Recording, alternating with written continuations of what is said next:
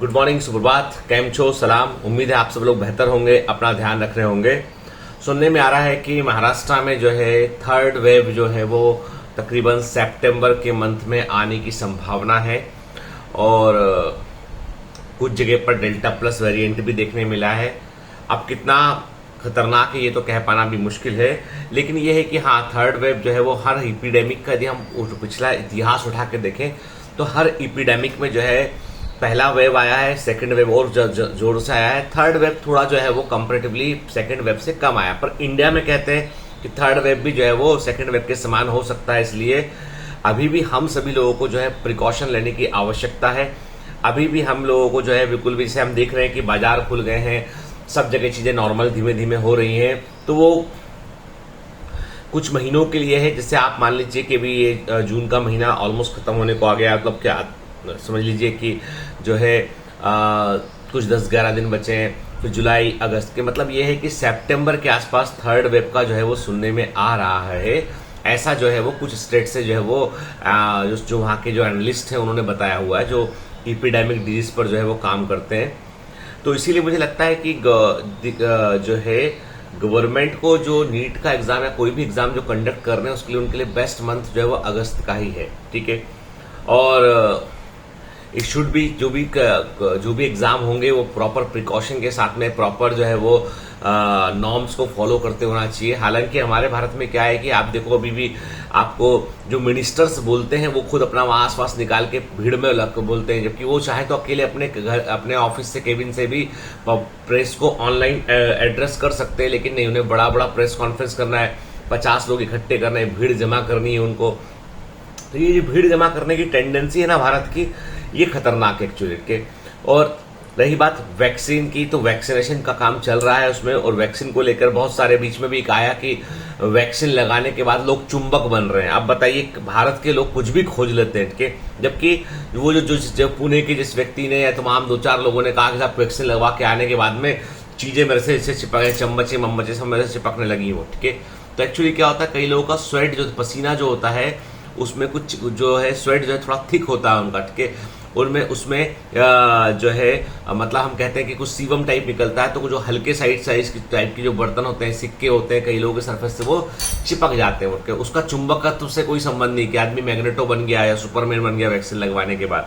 तो ऐसी खबर है, भारत में लोग कुछ भी पता नहीं कहाँ से खोज के लाते हैं। मतलब मैं सोचता हूँ ये सारे दिमागों को, ये जितने ये ब्रेन को संभाल कर रखना चाहिए। यही वो लोग हैं, सबसे खतरनाक लोग हैं, जिनको किसी कंट्री में जाकर छोड़ दो वो कंट्री आगे बढ़ने से रुक जाएगी उनके। मुझे तो लगता है इस तरह के लोगों को इकट्ठा करके कुछ चाइना भेजना चाहिए। भाई बहुत हो गया है ना, ठीक है, तुम इनसे पहले निपटो, ये तुम्हारे लिए नए नए लॉजिक खोज के लाएंगे। ये पूरी दुनिया में कहीं कुछ नहीं। इंग्लैंड में एक भी आदमी चुंबक नहीं बना, अमेरिका में एक भी आदमी चुंबक नहीं बना, पर भारत में लोग चुंबक भी बन रहे हैं, सुपरमैन भी बन रहे हैं वैक्सीन लगवा के। मतलब कुछ भी, मतलब जो सोच सकते हैं वो सोच लेते हैं वो, तब अद्भुत है, अद्भुत। आप लोग तब क्रिएटिव ब्रेन जिसको बोलते हैं ना, वो मतलब भारत के अंदर ही मिलेगा, कहीं दुनिया में कहीं नहीं मिलेगा। मुझे जो है इससे मैंने कभी एक चुटकुला कहीं सुना था मैंने, बहुत पहले की बात है, कि भाई अब मतलब हमारा जो लॉजिक है, अभी तो आप लोग जो है कि आप तो एक नई जनरेशन के लोग हैं, तो आपने तो जो व्हीकल्स जो देखे, बड़े अच्छे स्कूटी और अच्छे वाले बाइक देखे। हाँ, तो अब क्यों बोला मैंने ऐसा कनेक्शन, मैं बतलाता हूं आपको कि एक समय था कि भैया लोगों के पास में बजाज सुपर स्कूटर हुआ करते थे वो, ठीक है, बजाज सुपर स्कूटर हुआ करते थे। तो अब ये है कि वो उसमें आपने कभी देखा हो, बजाज का स्कूटर था ना, पापा से पूछिएगा कभी वो स्टार्ट ना होना तो उस स्कूटर को ना उसको टेढ़ा 45 डिग्री पर टेढ़ा करके सीधा करके फिर किक मारो, स्कूटर स्टार्ट हो जाया करता था। भगवान जाने क्या था, बजाज कंपनी को ये मालूम भी था कि मतलब हमारा स्कूटर टेढ़ा होकर स्टार्ट होता है, पर उसने कुछ किया नहीं, ठीक है। क्या फॉल्ट था नहीं मालूम, आज तक हमको तो नहीं मालूम भाई, ना कि होगा कुछ ना कुछ। आप तो एक भैया ऐसा है कि जो चल रहा होता नासा में कि एक रॉकेट लॉन्च करने वाले होते हैं, बहुत पुराने मतलब रॉकेट लॉन्च करने वाले होते हैं, और अब रॉकेट लॉन्च करने के लिए उल्टी काउंटिंग शुरू होती है, 10 9 8 7 5 6 4 3 2 1, बटन दबाते हैं, रॉकेट लॉन्च ही नहीं होता हो। अरे क्या हो गया भाई, क्या होगा, चेक करो, सारे सिस्टम चेक करो, सारे सिस्टम सब कुछ चेक करते हैं, ठीक है। वहीं पर अपना एक इंडियन खड़ा होता है, बोलता है कि भाई साहब मैं बताऊं कुछ, क्या, इसको रॉकेट को 45 डिग्री पे घुमा के सीधा कर दो, फिर से शायद चल जाएगा। तो वो 45 डिग्री पे घुमा के सीधा करते हैं, बटन दबाते हैं, रॉकेट निकल जाता है। पूछते भैया तुम्हें कैसे मालूम कि चलेगा? उसने कहा हमारा जब बजाज सुपर स्कूटर टेढ़ा करके सीधा करने में चल जाता है तो रॉकेट क्यों नहीं चलेगा? ठीक है, तो मतलब ऐसे लॉजिक जो है वो ऐसे जो है पीछे और ऐसे लॉजिक हमारे भारत में ही पाए जाते हैं, वो कहीं और नहीं मिलते। खैर चलिए, आज मैं आपको बताता हूँ एक बड़ी अच्छा, मैंने एक पैराग्राफ पढ़ा इसमें।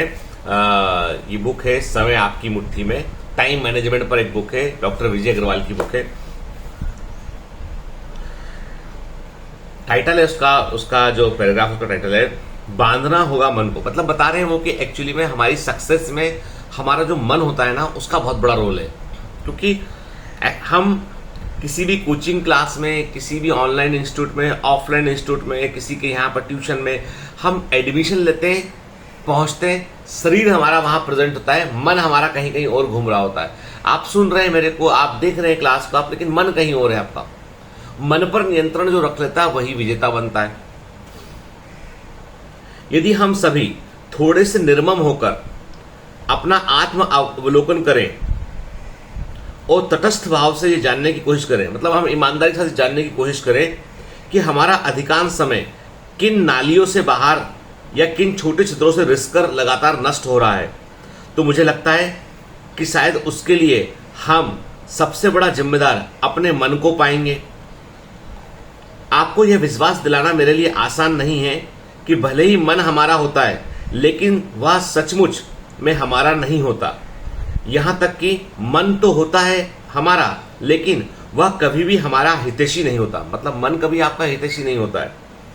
अधिकांश मामलों में वह अक्सर हमारे साथ आंख मिचोली का खेल खेलता रहता है, हमारे साथ छल कपट करता रहता है, या हमारे लिए एक व्यापक मृग मरीचिका मिराज की बात करें की रचना करके हमें उसमें निरुद्देश भटकाता रहता है।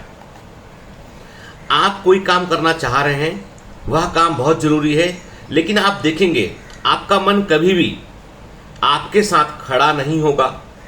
हाँ, वह गलत कामों के लिए, जैसे मूवी देखना है, मनोरंजन करना है, इस तरह के फालतू कामों के लिए आपके साथ तो क्या, आपसे 2 कदम आगे चलता हुआ दिखाई देगा।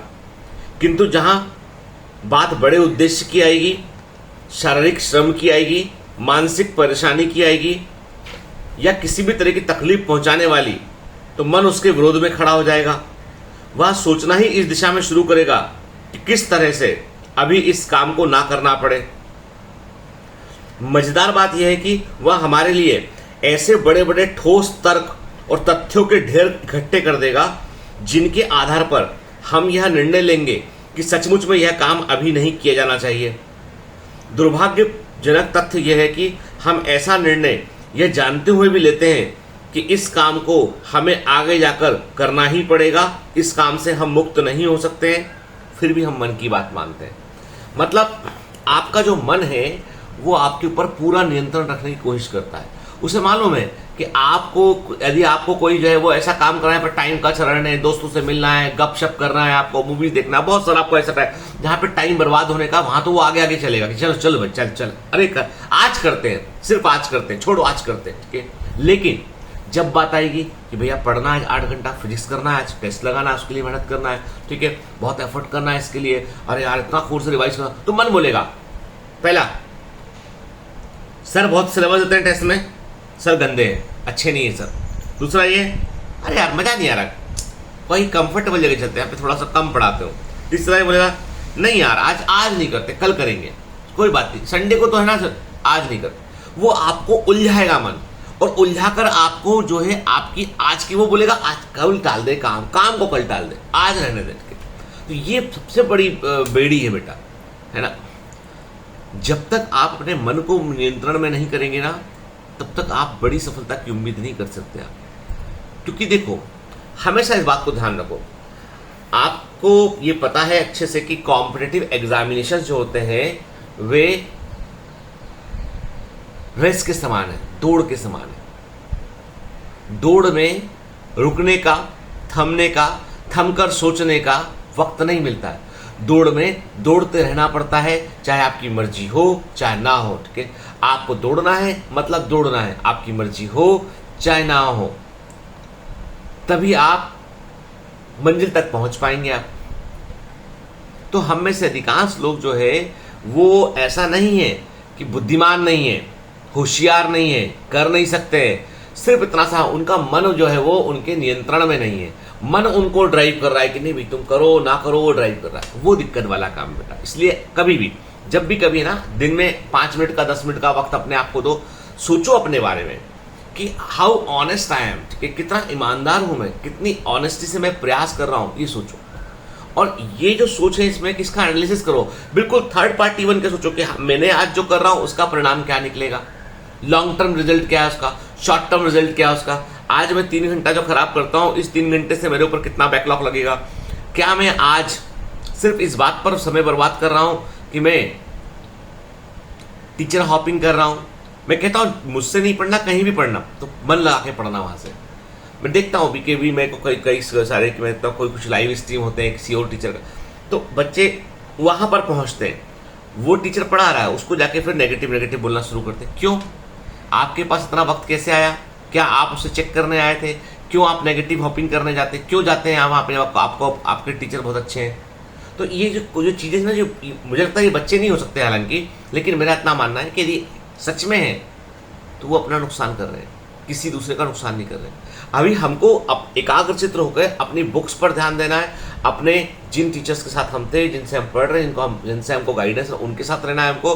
और अपनी किताबें, हमारी सबसे बड़ी मित्र हमारी बुक्स होती है बेटा, ठीक है।